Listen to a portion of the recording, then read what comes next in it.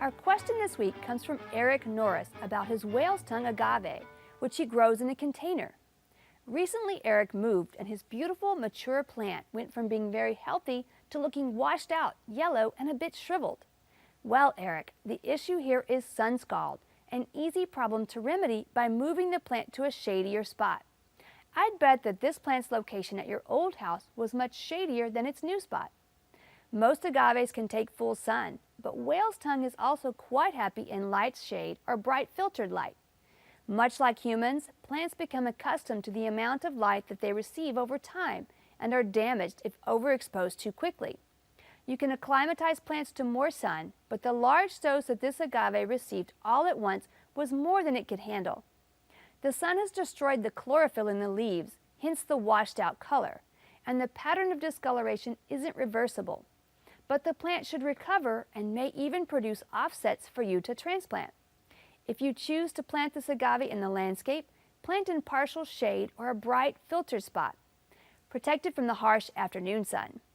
If the spot is too sunny, you can also protect the plant by placing rocks, boulders, or even a trellis on the southwest side to protect it. This week, we feature two plants, which are considered beneficial in some ways and noxious weeds in others. In May, Storm Harden ran across a new plant growing in her horse pasture. About 8 inches tall, the leaves are blue-green in color.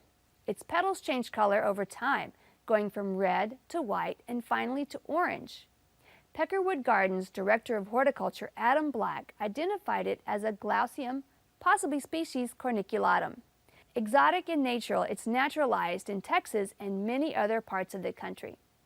Adam notes that the common name, horned poppy, is due to the long seed capsules. We can't recommend planting it, but thank you for educating us all, Storm.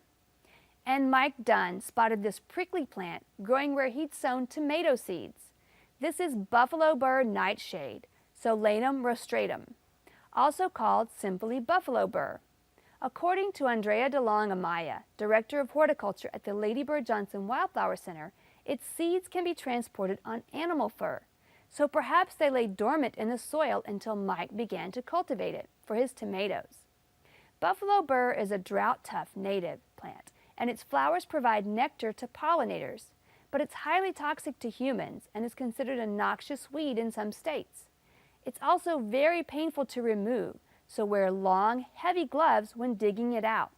It's an annual, so you remove all the flowers to prevent the plant from spreading or returning next season.